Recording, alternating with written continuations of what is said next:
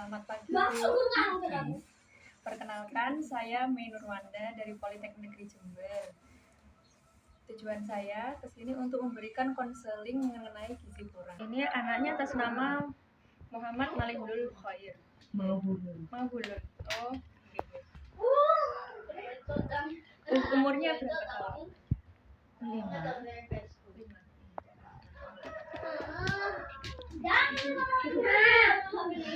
Tinggi badannya berapa? Berapa kemarin ya? 95 ya? Kalau buat tinggi badannya?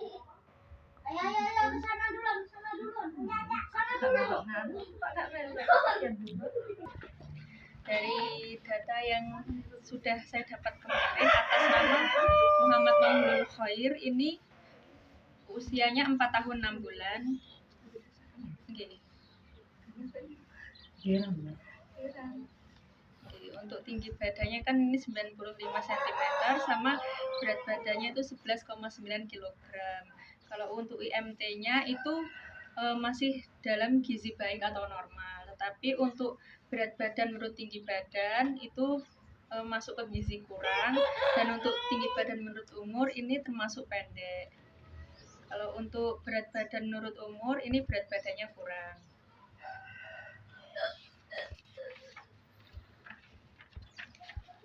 Ini dulu kemarin kebiasaan makannya kan terbiasa makan nasi dengan lauknya itu yang digoreng seperti tempe, tahu, ya, ikan laut, telur.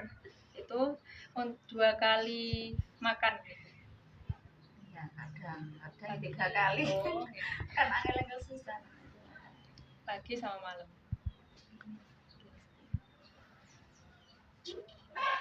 Sama konsumsi, kalau sayurnya itu lebih suka diolah yang ya berkuah. Terus sama kayak jajan itu yang kayak yang kering, yang ciki-cikian gitu. Ya, kalau roti nggak suka. Ya, nggak suka roti. Kalau sosis juga nggak suka. Oh, sosis suka. Ini untuk pekerjaan ayahnya itu sebagai petani, Ibu.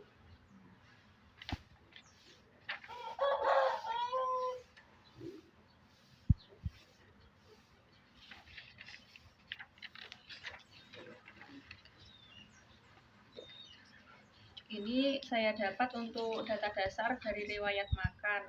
Untuk pola makannya itu belum sesuai dengan gizi seimbang, ya sesuai, cuma kurang kayak kurang bervariasi, itu belum ada kayak selingan gitu.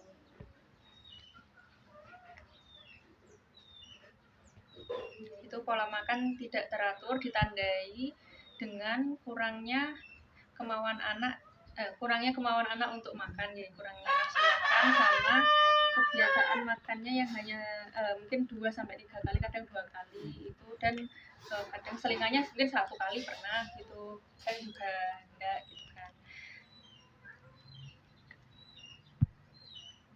Untuk intervensinya ini nanti akan saya lakukan edukasi terkait pola makan seimbang mengenai gizi kurang. Juga pemberian konseling dan motivasi mungkin untuk strategi perubahan pola makan seimbang. Harapannya nanti anaknya itu bisa menerapkan pola makan seimbang sebanyak 3 kali tuh makanan berat kayak nasi sama tadi yang sayuran sama protein. Terus untuk 2 kali selingan itu kayak biasanya tuh kalau selingan itu kayak mungkin bubur kacang hijau mungkin, Bu. Oh, yang jajan gitu. Oh, enggak suka. Sama kayak Masnya, enggak suka bubur kacang hijau. Kalau misal kayak itu tuh yang coklat tuh Koko Crunch campur susu gitu suka? Suka. Oh, kalau itu ya, susu putih itu.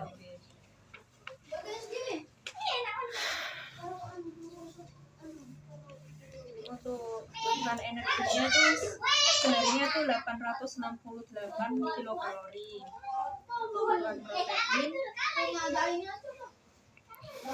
sekitar 34,6 gram. Untuk kebutuhan lemak 24 gram. Dan untuk kebutuhan karbohidrat 128,15 gram pada anak. Yang Yang pertama yaitu gizi kurang, itu sudah tahu belum? Yang gimana? Kalau gizi kurang itu kondisi di mana anak tidak mendapatkan asupan gizi yang cukup dalam tubuhnya. Itu bisa disebabkan oleh pola makan, kondisi kesehatan, atau akses makanan yang apa ya, kurang terjangkau gitu, misalnya jauh dari tempat yang menyediakan makanan itu sumber proteinnya misalnya, atau bisa jadi karena masalah kesehatan seperti misalnya anak mengalami penyakit tertentu seperti itu.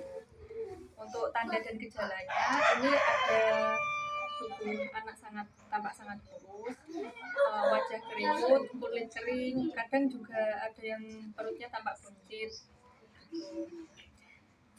gangguan tumbuh kembang juga, rambutnya kadang juga sering rontok. Kalau untuk dampaknya itu bisa ke dehidrasi, kekurangan air, terus anemia juga bisa, atau kadang penyakit kronis yang tidak tampak gejalanya.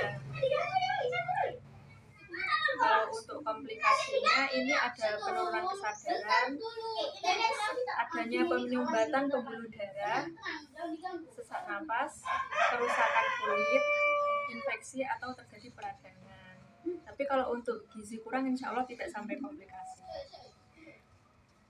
Untuk cara pencegahannya itu bisa memberikan makanan yang gizinya itu mencukupi, seperti karbohidrat juga ditambah sama protein.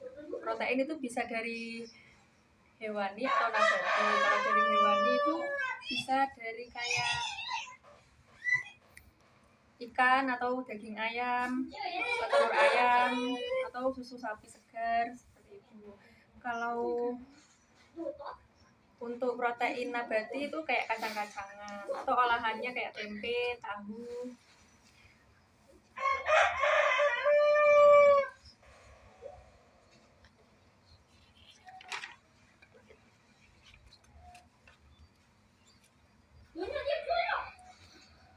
Untuk tata laksana dietnya itu memberi makanan yang energi sama proteinnya tinggi. Yang makanan yang energi tinggi itu kayak seperti nasi, itu sumber-sumber karbohidrat ya roti seperti itu. Kalau untuk yang protein tinggi itu yang dari daging-dagingan atau dari kacang-kacangan.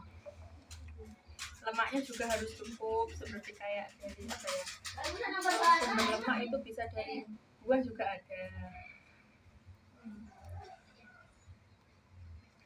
Terus makanan yang diberikan itu harus dalam bentuk mudah dicerna.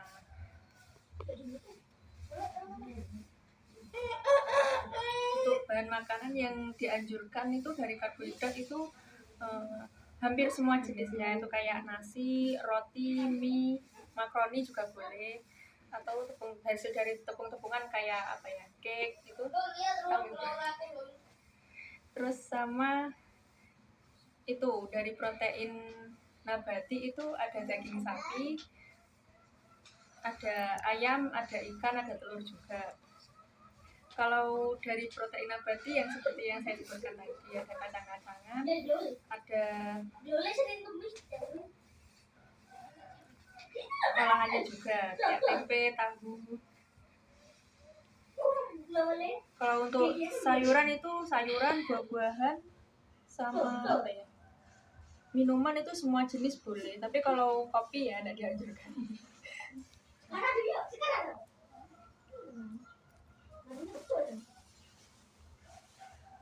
Kalau makanan yang perlu dibatasi itu seperti garam, misalnya kayak camilan yang asin itu perlu dibatasi, atau santan kental. Kalau santan yang masih ada airnya itu tidak apa-apa. Kalau santan yang kayak langsung dari buah kelapa terus langsung tanpa air gitu, itu tidak dianjurkan.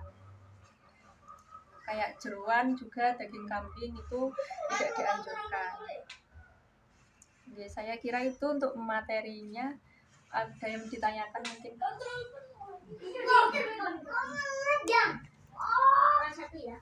Kira-kira sudah paham belum Bu yang tadi saya sampaikan? Secara singkatnya Bu. Ya kadang nyantor. Kalau yang gizi kurang tadi bagaimana Bu pemahamannya? Wes. Gizi kurang itu kayak tidak mendapatkan asupan gizi yang cukup. Kalau penyebabnya itu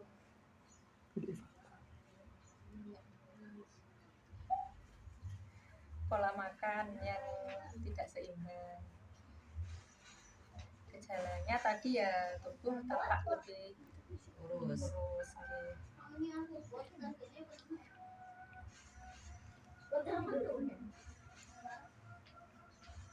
Kalau dampak sama komplikasi ya tidak terlalu yang buat gizi kurang itu.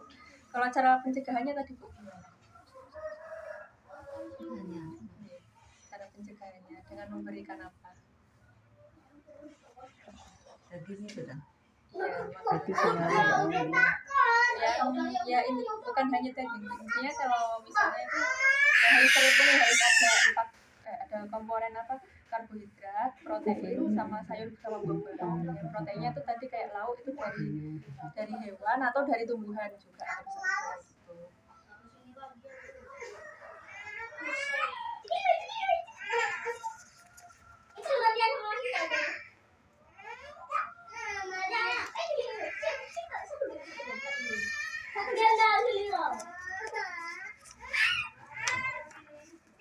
Ini kalau buat contoh menunya ini yang gampang ini Bu ya, yang bisa dijangkau di sini tuh kayak nasi sama ikan tawar, mungkin kayak lele itu ada. Kalau misalnya kayak yang dari nabati itu kayak misalnya tempe itu, terus buncis itu dari sayur sop gitu kan. Anaknya kalau nggak salah dulu katanya suka sayur yang dikasih kuah gitu. Iya, sop suka. Sekarang nyayur sop.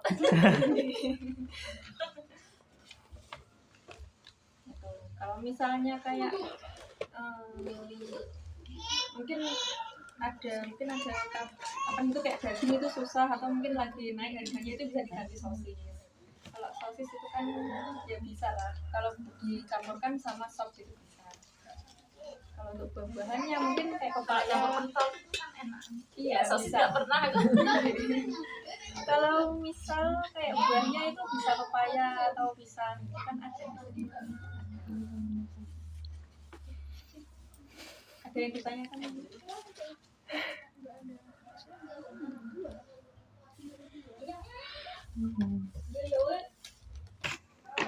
Kalau ini untuk contoh cemilannya gitu. Ini ada apa ya, ini yang Coco Crunch lagi yang bisa dipakai buat cemilan. Ini juga apa ya namanya ini? Ya ini namanya fruit sama kayak ini, cuma yang ini tuh lebih apa? Ada rasanya. Terus ini kayak apa ya? Susu kedelai. Minuman rasa kedelai, bukan susu sih, kalau aslinya tuh sari kedelai. Ini ada juga kayak kalau misalnya anaknya suka yang kayak gini, ini yang tinggi protein itu ada soijo namanya, sama ini juga bisa.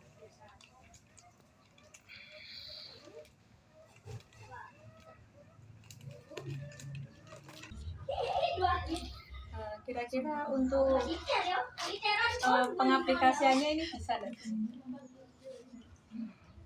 untuk apa ya, penerapannya gitu. Ini nanti saya berikan ke sampean, misalnya mau dibaca-baca gitu. Bahkan dikasih. Kalau misalnya sampean kira-kira bisa nggak menerapkan yang tadi saya sampaikan? Bisa balik sih. Oh ya tak tanu. Harus bisa gitu. Ya, soalnya gimana ya? Ya biar apa ya, status gizinya itu naik gitu kan. Ini kan kurang itu kayak gimana ya? Ya hampir normal lah, tapi ya nggak sampai ke buruk juga. Itu masih bisa diperbaiki. Ya, terima kasih sebelumnya Ibu, maaf mengganggu waktunya. Kasih katanya. Ya, nanti bisa di apa? dipraktikkan untuk yang saya sampaikan tadi. Ini buat adiknya. Makasih. Makasih.